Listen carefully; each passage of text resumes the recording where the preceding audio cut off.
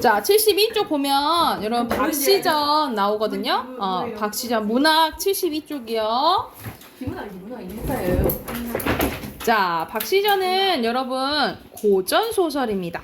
고전 소설로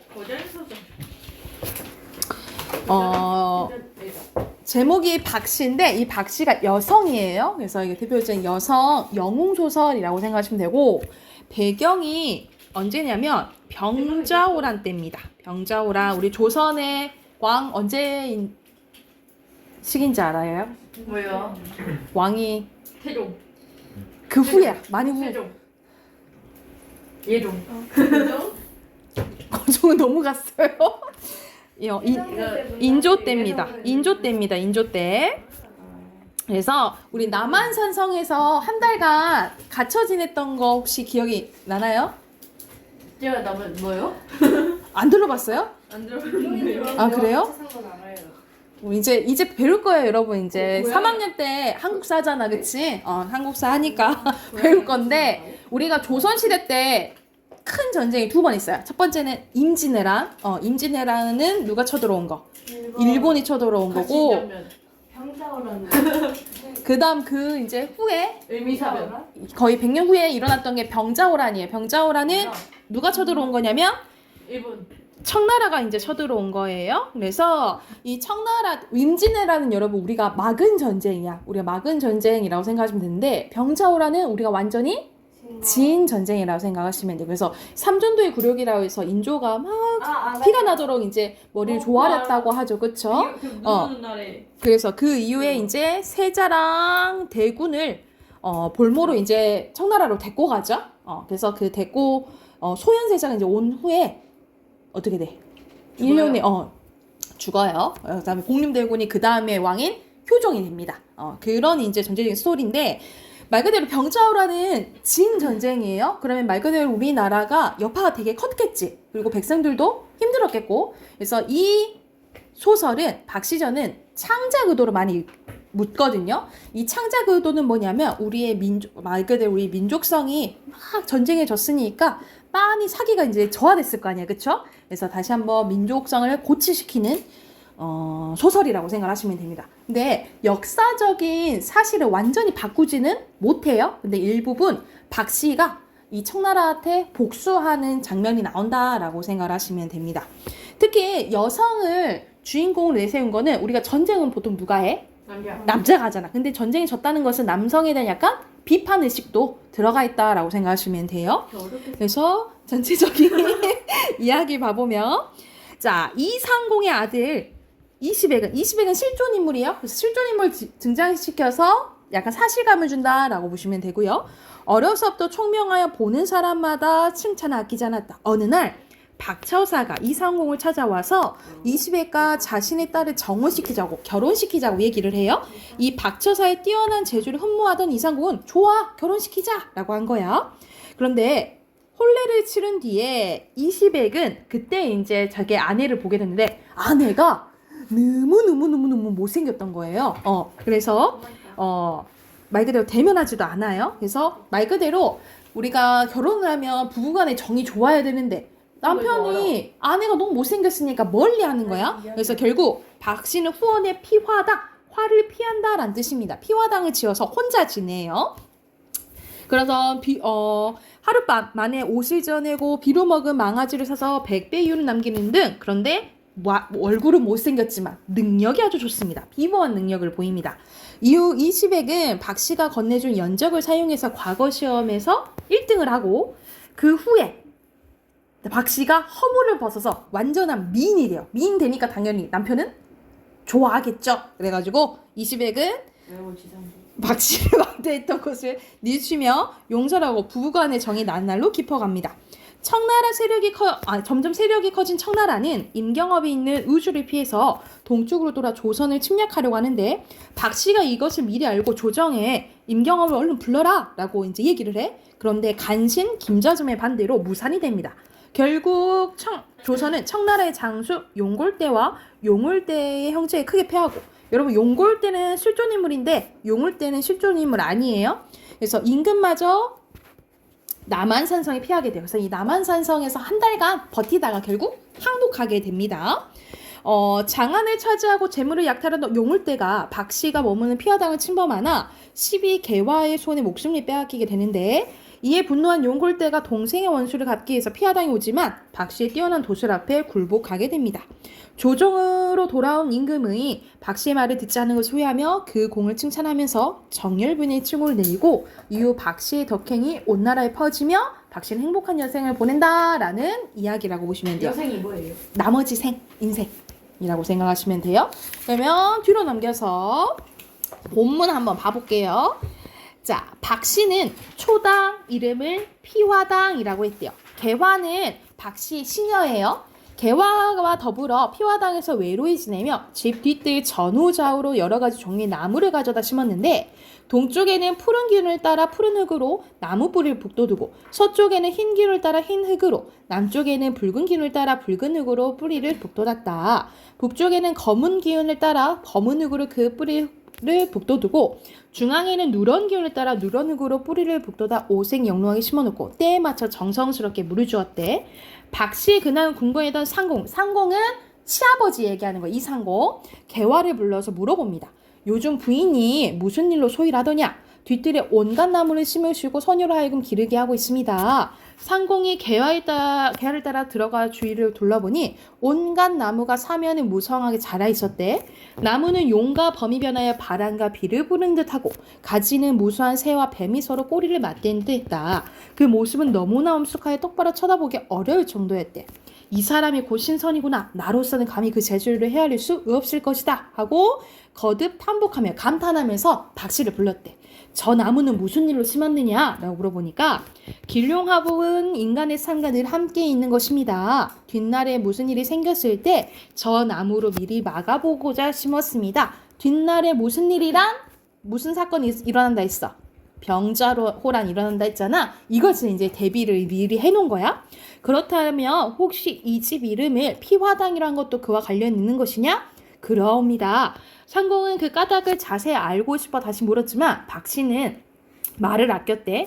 하늘의 뜻이기에 차마 누설지 못하겠습니다. 후에 자연히 아시게 될 것입니다. 더 묻지 마시옵소서. 너는 참으로 나 같은 사람의 며느리가 되기는 아까운 사람이구나. 내 운수가 사나워서 그런지 아니면 내 자식이 어리석어서인지 부부간의 즐거움을 알지 못하고 헛되이 세월만 보내는 것이 안타깝다. 내 나이 이제 60이라 내가 곧 죽으며 너같이 어진 사람이 이 집안 사람들의 냉대를 어찌 건들지 다만 그게 걱정이다 하면서 얘가 엄청 못생겼다 했잖아. 그래서 이 상공 빼고는 다 별로 안 좋아라 해요. 그래서 이제 이 시아버지가 며느리를 이제 걱정하는 거야. 그랬더니 박씨가 뭐라 하냐면 소부의 생김새가 추하여 부부간의 즐거움을 모르는 것이니 이게 다 소부 탓이다. 자기 탓을 돌리는 거야. 누구를 원망하겠습니까? 다만 제가 원하는 것은 가군이 남편이 과거에 급제해서 부모님 하여금 영화를 보게 하고 그리고 나라의 충성으로 도와 그 이름을 널리 알리는 것입니다.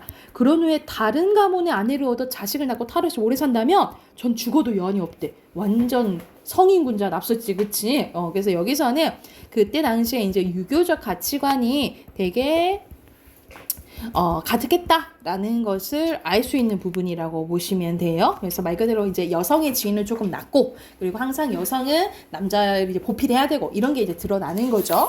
그 다음 쪽으로 넘어가 볼게요. 자, 상공이 옷깃을 여며 뜰 아래 내려가 처사를 맞았대. 여기는 이제 어떤 장면이냐면 이 박씨 아버지 박처사 있죠. 이 박처사가 오게 된 거야. 이 지금 상황은 이 시백이 장원급제한 이유라고 생각하시면 됩니다. 이시백 역시 의관을 갖추고 처사에게 문안을 드렸다. 처사가 이시백의 손을 잡고 말 그대로 이제 사위 손을 잡고 영랑이 뛰어난 재주로 과거에 급자했으니 이 같은 경사는 다시 없을 줄 압니다. 그간 제가 시골에 있는 관계로 아직 축하 인사를 드리지 못했습니다. 상공이 술과 안주를 내어 대접하며 처사와 함께 그간 만나지 못한 회포를 불었다. 술이 반쯤 줄어들고 분위기가 무르익어갈 즈음 상공이 어두운 남빛으로 처사에게 뭘 하냐면 귀한 손님을 뵈니 반가운 마음 예사롭고 죄송한 마음 상가 바다와 같습니다. 무슨 말씀이신지요? 내 자식이 어리석다 보니 어진 아내를 푸대접하여 부부간의 즐거움을 알지 못하고 있습니다. 제가 늘 타이르곤 하지만 자식이 끝내 아비의 말을 듣지 않더군요. 처사 대하기가 민망할 따름입니다. 상공께서는 제 못난 딸을 더럽다 않으시고 지금까지 슬하해 주셨습니다. 그 넓으신 덕에 감사를 따르면돼 이렇게 말씀하신 오히려 송구스럽습니다.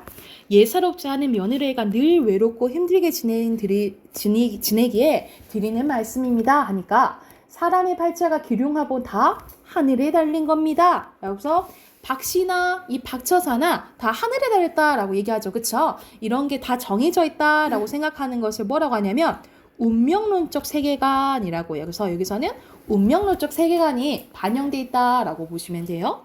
어찌 그리 지나친 걱정하십니까? 처사가 담담하게 말하니 상공도 미안한 마음을 조금 덜 수 있었대. 이후 상공은 처사와 더불어 날마다 바둑을 두기도 하고 또 피리를 불면서 즐겁게 지냈대. 하루는 처사가 후원에 들어가 딸을 불러 앉히고 말을 합니다. 너의 애군이 다 끝났으니 이 누추한 허물을 벗어라. 처사는 허물을 벗고 변화하는 술법을 딸에게 가르친 뒤 얘기를 했대요. 허물을 벗거든 버리지 말고 시아버지에게 옥으로 낸 함을 짜달라고 해서 그 속에 넣어두어라. 사실 우리 뭐 허물 벗고 그럴 수 없는 거잖아. 이거는 비현실적인 요소죠. 여기선 전체적으로 여기 부분은 비현실적인 요소가 드러나 있고 비현실적인 요소 같은 말로 뭐라 하죠? 뭐라 할까요? 알아놔야 되는 이 단어는 비현실적인 요소 같은 말로 여러분 전기적 기억하세요. 그래서 보기에서 만약 전기적인 요소가 있냐 이렇게 물어보는 거면 비현실적 말도 안 되는 일이 일어나냐 이거 물어보는 거라고 생각하시면 돼요. 그리고는 딸과 함께 정담을 나누다가 밖으로 나와 상공에게 작별 인사를 드렸대. 상공이 몸내에 섭섭해하며 만류했지만 처사는 듣지 않았다. 할 수 없이 한 잔 술로 작별을 고하고 문 밖으로 나가 전송하였다. 지금 헤어지면 다시 만나기 어려울 것입니다. 늘 건강하고 복을 누리시기 바랍니다. 그것이 무슨 말씀이십니까? 이제 상공과 이별하고 산에 들어가면 다시 속세에 나오지 못할 듯하여 드린 말씀입니다. 하고 상공이 슬프게 작별 인사하니 처사는 학을 타고 공중에 올라가 오색구름 헤치며 나아갔대. 잠시 후 구름을 거쳤는데 처사가 간 곳은 보이지 않았다. 그날 밤 박씨는 몸을 깨끗이 씻은 뒤 둔갑술 부려 허물을 벗었대. 여긴 다 말도 안 되는 비현실적인 요소죠. 비현실적 같은 말로 뭘 한다고? 정기적 기억하시면 돼요. 날이 밝은 후 박씨는 개화, 시녀를 불렀대. 개화가 들어가 보니 전혀 없던 절세가 미인이 있던 거야. 여인의 얼굴은 아름답기 그지없었으며 그 태도 너무 기이했다. 월공 하나나 무산선녀도 따르지 못할 듯하고 서시나 양귀비도 미치지 못할 정도였다. 그만큼 미녀였다라고 얘기하는 부분이라고 보시면 돼요. 한 장 더 볼게요. 넘겨보세요. 자, 넘기면 누가 나오냐면 용골대가 나옵니다. 여기선 거의 결말 부분이거든요. 결국 우리나라 왕이 항복을 해요. 그래서 지금 용골대가 항서를 받고 가는 길에 아까 전에 전체 스토리에서 누가 죽었다 했지? 동생인 용울대가 이 박씨한테 죽잖아요. 그래서 이 용골대가 이 박씨한테 복수하러 온 장면이라고 보시면 돼요. 그래서 용골대가 모든 장조를 뒤로하고 왕비와 세자 대군을 모시고 장안의 재물과 미녀를 거두어 돌아갈 채비를 꾸렸다. 오랑캐에게 잡혀가는 사람들의 슬픈 울음소리가 장안을震동했다라는 거죠. 박씨가 개화를 지켜 용골대에게 얘기를 합니다. 무지한 오랑캐 놈들아, 내 말 들어라. 조선의 운수가 사나워. 그러니까 우리가 전쟁에 진 것은 뭐라고 말하는 거야? 우리가 운이 나빴다 이렇게 얘기를 하는 거야. 은혜도 모르는 너에게 패배를 당했지만 왕비는 내려가지 못할 것이다. 만일 그런 뜻을 본다면 내 너희를 몰살할 것이니 당장 왕비를 모셔오너라 라고 얘기를 하는 거야. 참으로 가소롭구나. 우리는 이미 조선 왕의 항서를 받았다. 그러니까 우리가 소설 속에서도 역사를 바꿀 수 있어 없어? 역사를 바꾸지는 않았다라고 보시면 돼요. 데려가고 안 데려가고는 우리 뜻을 달린 일이니 그런 말은 입 밖으로 내지 말아라. 너희들 뜻이 진실로 그러하다면 이제 내 재주를 한 번 더 보여주겠다 하면서 개화가 주문을 외자 문득 공중에서 두 줄기의 무지개가 일어나며 모진 비가 천지를 뒤덮을 듯 쏟아졌대요. 뒤이어 얼음이 열고 그 위로 흰 눈이 날리니 오랑캐 군사들의 말발굽이 땅에 붙어 한 걸음도 옮기지 못하게 되었대. 여기서는 이제 제주불이잖아요. 그치? 여기서는 박씨의 비범한 능력을 알 수 있는 부분이고 이것들은 다 뭐라고 보시면 돼요? 전기적인 요소 라고 보시면 되겠죠. 자, 이어서 뭐라 하냐면 당초 우리 왕비께서 분부하시기는 이거 용골대가 얘기하는 거야. 그러니까 청나라 왕비가 장안에 신인이 있을 것이니 20액의 후원을 범치 말라 하셨는데, 그러니까 미리 알려준 거야. 이 청나라의 왕비가 과연 그것이 틀린 말이 아니었구나. 지금이라도 부인에게 빌어 돌아가는 게 낫겠다라고 이제 생각을 바꾼 거예요. 그래서 무릎을 꿇고 빕니다. 소장이 천하를 두루 다니다가 조선까지 왔지만 이 지금까지 무릎을 이렇게 꿇은 적 한 번도 없었습니다. 이제 부인 앞에 무릎을 꿇어 비나이다. 부인의 명대로 왕비는 모셔가지 않을 것이니 부디 길을 열어 무사히 돌아가게 해주십시오. 이게 약간의 뭐라고 생각하시면 되겠어요? 약간 역사와는 다른 부분을 생각하면 되겠지. 그랬더니 박씨가 뭐라 하냐면 원래는 너희의 시도 남기자고 모두 죽이려 했다. 이렇게 능력 좋으면 죽이면 되잖아. 그치? 근데 뭐라 하냐면 하지만 내 사람 목숨 죽이는 것을 좋아하지 않기에 용서하는 것이니 네 말대로 왕비는 모셔가지 마라. 근데 이거 진짜 웃겨요. 근데 니네들이 부득이 세자와 대군을 모셔간다면 그건 하늘의 뜻이니 거역할 수는 없겠대. 아니 가지 말라, 데리고 가지 말라 하면 왕비 말고도 세자랑 대군도 데리고 가지 말라 하면 되잖아. 그치? 근데 이거는 어쩔 수 없대. 그러니까는 이것도 역사를 바꾸지는 못한 부분이라 보시면 되겠죠. 여기도 역사를 바꾸지 못한 거야. 부디 조심하여 모셔가라. 그렇지 않으면 신장과 갑옷 입은 군사들을 몰아 너희를 다 죽인 뒤에 너희 국왕을 사로잡아 분함을 풀고 무죄한 백성까지 남기지 않을 것이다. 나는 앉아있어도 모든 일을 알 수 있다. 부디 내 말 명심해라.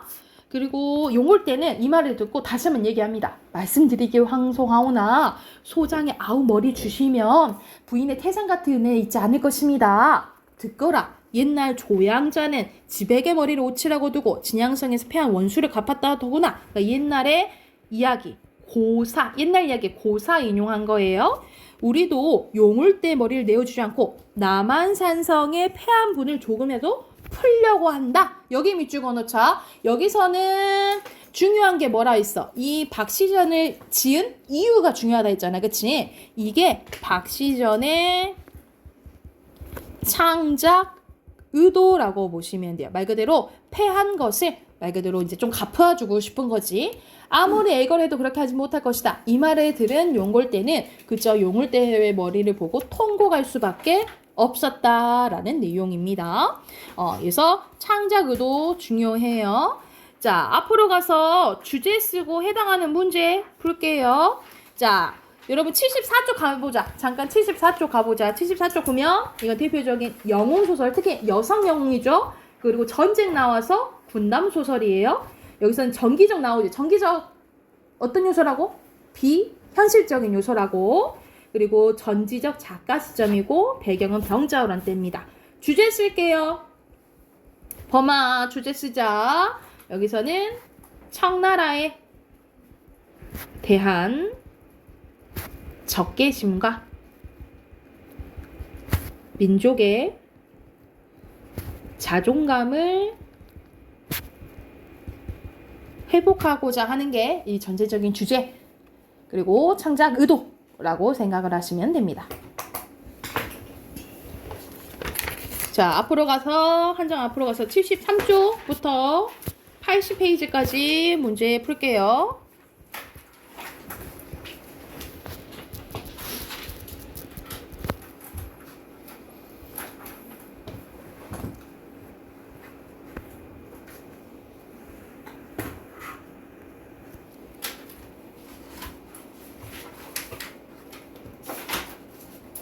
(73쪽) 자, 순서대로 아니야.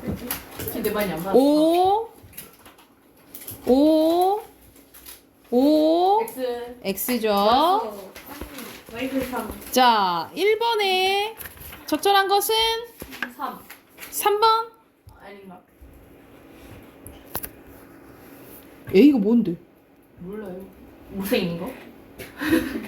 그래. 소부의 생김새잖아. 소부의 생김새에 대해서 적절한 것은 그래도 아버지는 좋다 해. 아들은 싫다 해. 그치? 4번. 4번이죠. 2번에 적절한 거 5번. 1번이고요. 상공 원마 안 해. 그리고 3번에 2번. 2번입니다. 자, 4번에 서술 방식 적절한 거. 이거는 전지적 작가 시험이라 했잖아. 그치? 2번 아니야? 3인칭 전지적 작가 시험이니까 서술자 작품 1번. 밖에 있죠. 1번입니다. 5번에 알맞지 않은 거 너무 아름답다라고 하는 거잖아. 긍정적인 거죠? 5번. 아니 뭐야? 6번에 비현실적인 요소 고르면 2번. 아 5번이야? 5번이죠. 오호. 7번에 적절하지 않은 거. 여기서는 다 하고 싶은 말을 해요. 돌려 말하는 거 없어. 4번이고요. 8번에 알맞지 않은 거. 3번. 예? 2번. 네? 2번이죠. 그리고 9번에는 하고 싶은 말이 나와 있죠. 창작 의도 선생님 다 얘기해 줬잖아. 3번? 네? 네? 네? 5번. 아, 5번이죠. 빈칸 첫 번째. 비범한 능력 2번. 20백 22. 12 12. 외모 외모. 허물 병자호란 영웅 저 병자가 저 그거예요? 한자? 네 청나라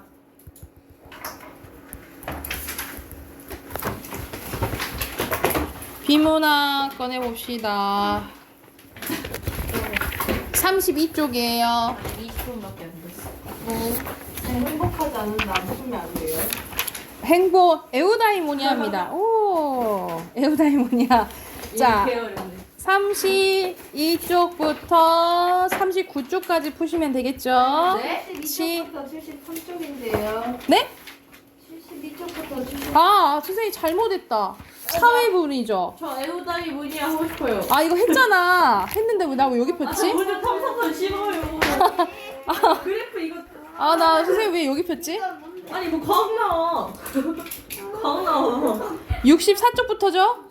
아, 저 아 이거 했고. 아 선생님 왜 잘? 우주 탐사선에 이미 해야 돼요. 우리 잘 맞아.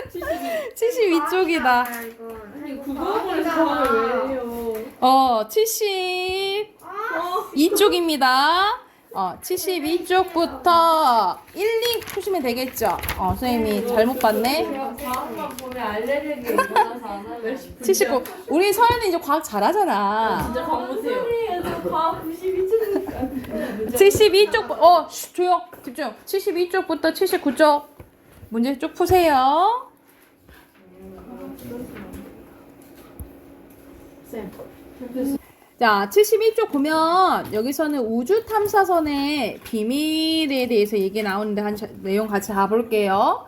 자, 우주 탐사선이 지구에서 태양계 끝까지 날아가기 위해서는 일정한 속도 이상에 이르러야 하는데 그러나 탐사선의 추진력만으로는 이러한 속도에 도달하기가 어렵대요. 그래서 추진력을 마음껏 얻을 수 있을 정도로 큰 추진체가 달린 탐사선을 만들 수 없기 때문이다. 대신 이 탐사선을 다른 행성에 접근시키는 스윙바이를 통해서 속도를 얻는데 여기서 스윙바이란 말 그대로 탐사선이 행성에 잠깐 다가갔다가 다시 멀어지는 것인데요.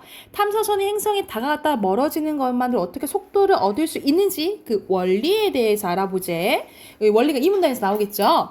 자, 스윙바이를 이해하기 위해서는 행성이 정지한 채로 있지 않고 태양 주위를 공전한다는 점을 떠올려야 되는데 그리고 뒤에서 바람이 불면 우리가 뭔가 밀어주는 느낌이 들잖아. 그치? 그래서 달리기 속도가 빨라지듯이 외부의 영향으로 물체의 속도가 변한다는 점을 기억해야 한대. 탐사선은 행성에 접근시켜 행성의 공전을 수행한 스윙바이는 다음 이렇게 그림과 같이 나타낼 수 있는데 탐사선이 공전하는 행성에 접근하여 중력의 영향권인 중력장에 진입할 때는 행성의 공전 방향과 탐사선의 진입 방향이 서로 달라서 속도가 증가가 크지는 않는데요. 왜냐면 중력의 영향을 받으니까.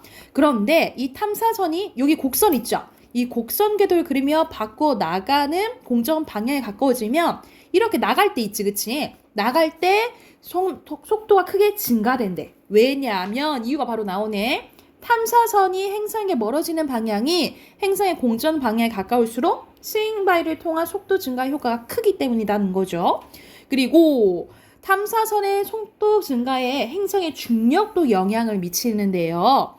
탐사선이 행성에 다가가다 보면 행성에 끌어당기는 중력 영향으로 탐사선의 속도가 어떻게 된대? 증가하게 된대. 그러나 스윙바이를 마친 탐사선의 속도 크기 변화에 행성의 중력이 영향을 미치지 못하는데, 왜냐하면 탐사선이 행성 중력의 영향을 벗어나면 그만큼 이렇게 멀어지면 그만큼 중력을 뭐 하겠어? 잃게 되겠죠. 그쵸? 그만큼 속도가 또 어떻게 되겠어요? 떨어지게 되겠죠? 그쵸? 여기가 됐죠? 그래서 탐사선을 롤러코스터에 비유한다면, 자, 롤러코스터는 높은 곳에서 낮은 곳으로 내려갈 때 속도가 증가하지만 어느 정도 지나면 속도가 느려지잖아. 그치? 그거랑 똑같다 이 말이야. 그거를 재밌겠다는 생각하면 안 된다고. 그래서 스윙바이는 결과적으로 행성의 뭐를? 공전 속도를 훔쳐오는 거네. 그런데 우리 운동량의 보존 법칙에 따르면 당연히 주고받는 운동량은 같죠. 그치? 그래서 이 말은 탐사선의 속도가 빨라진 것처럼 행성의 속도는 어떻게 되겠어? 그만큼 느려져야 되잖아. 그치? 그런데 서로 주고받은 운동량은 질량과 속도 변화량을 곱한 것이므로 행성에 비해 질량이 작은 탐사선의 속도는 크게 증가하지만 질량이 엄청 크잖아. 그 탐사선에 비해 행성은. 그러니까 속도의 영향을 그렇게 받아야 안 받아요?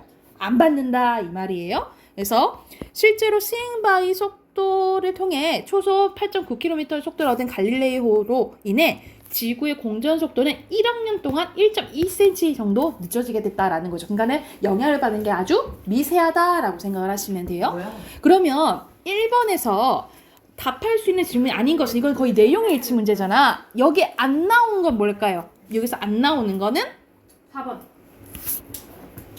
뭐야? 속도 얻는 방법, 중력도 2번. 이용하고 공전 방향. 2번. 그치, 중력은 변해 안 변해? 안 변해요. 안 변해. 속도. 그리고 2번 봐봐요. 2번 보면은 여기서 확 높아졌다가 떨어지잖아. 그치?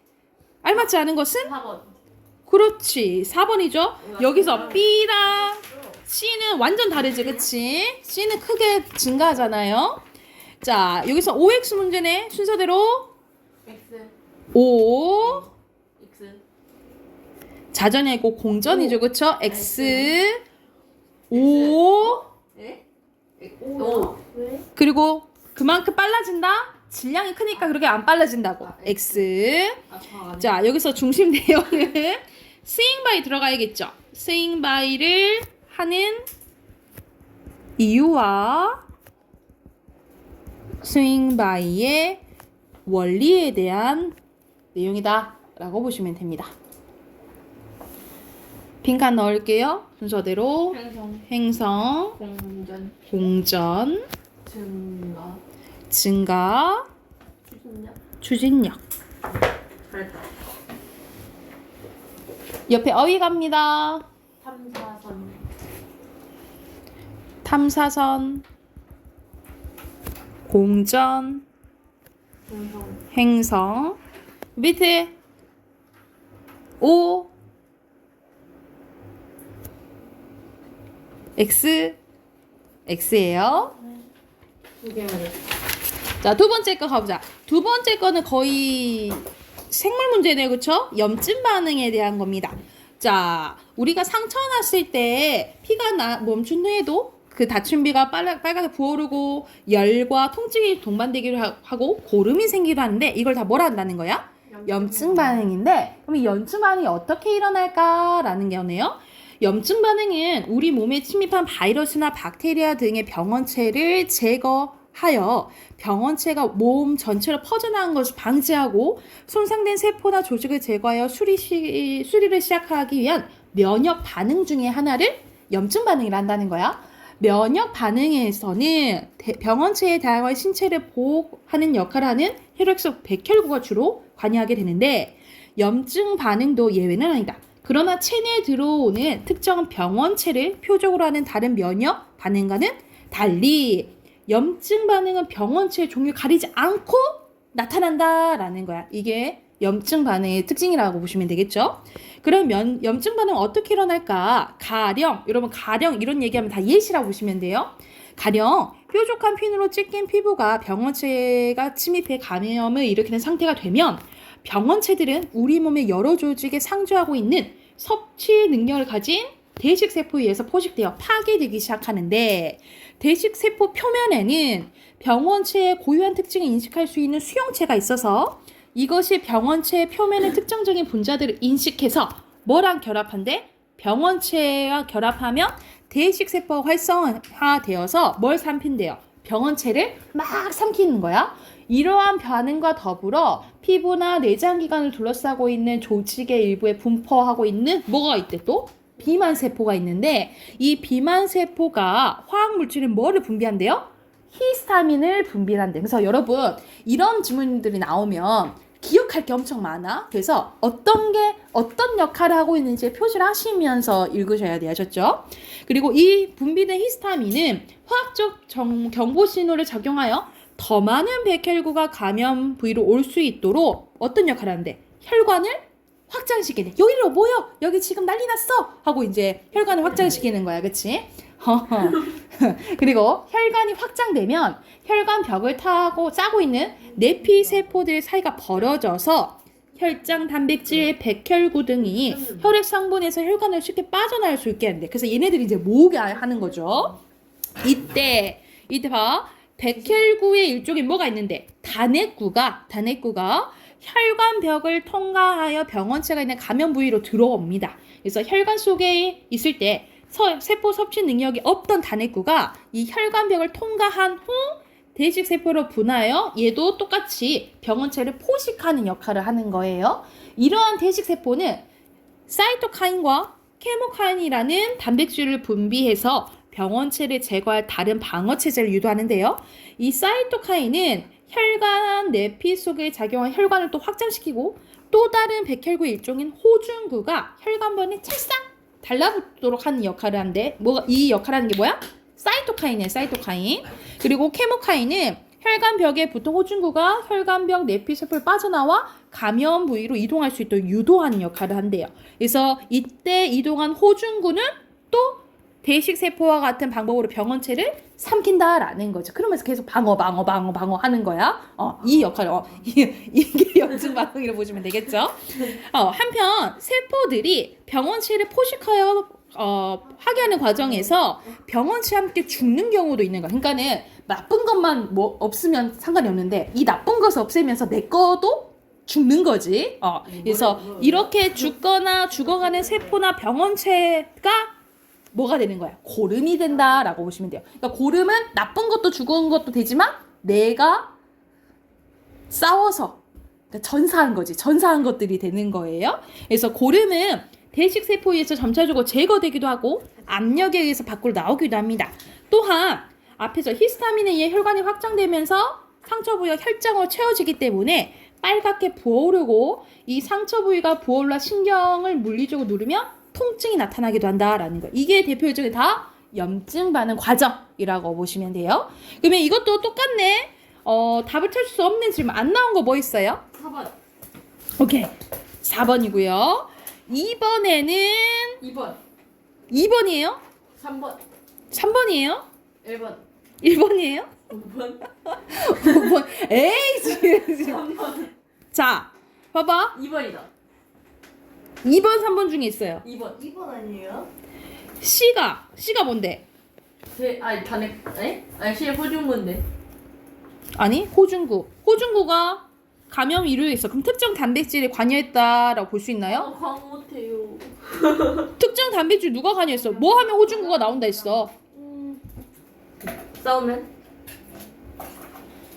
앞에 전사야.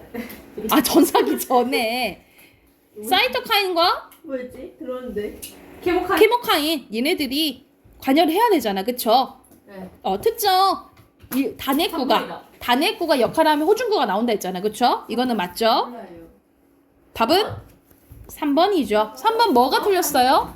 케모카인을 분비하는 것은 호중구가 아니라 그 대식세포라 했잖아. 그치? 됐나요? 넘어가 되겠어요? 아. 넘어가 되겠나요? 예. 자, 핑칸 채워볼게요. 여기서는 관련된 거 여기에서 찾아서 쓰는 거야. 첫 번째, 상처, 상처. 면역, 반응의 하나, 반응이 하나. 신체 보호, 신체 보호. 히스타민, 비타민. 혈관 확장. 아니 똑바로 안 적어요 쌤. 나도 적는데. 그니까. 단백질 분비, 쌤 너 화살표 안 하잖아. 고름. 중심 내용에는 염증 반응 들어가야겠죠. 염증 반응의 발생 원인과 과정이에요. 근데 그 수치를 알아먹냐? 어. 3번 첫 번째 대의식 세포, 오늘 문법 못하겠는데. 히스타민, 숙제 다음 시간까지. 단핵구, 탄핵? 대의식 세포, 탄핵 말고.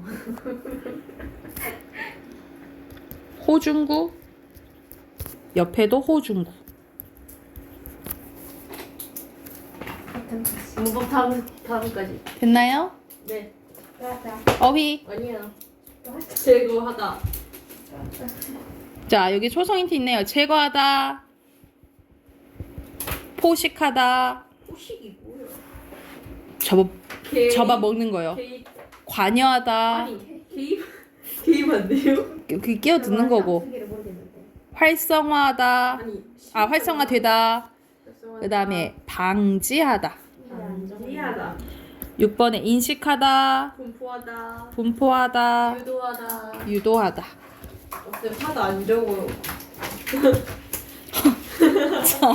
나 시간은 다음 시간까지 더 깨우시고요. 자, 문법 숙제 안 한 사람들은 남아서 풀고 가세요. 남아서 풀고 가시고 틀린 단어 써오시고 어휘 구강 외우시면 돼요. 아셨죠?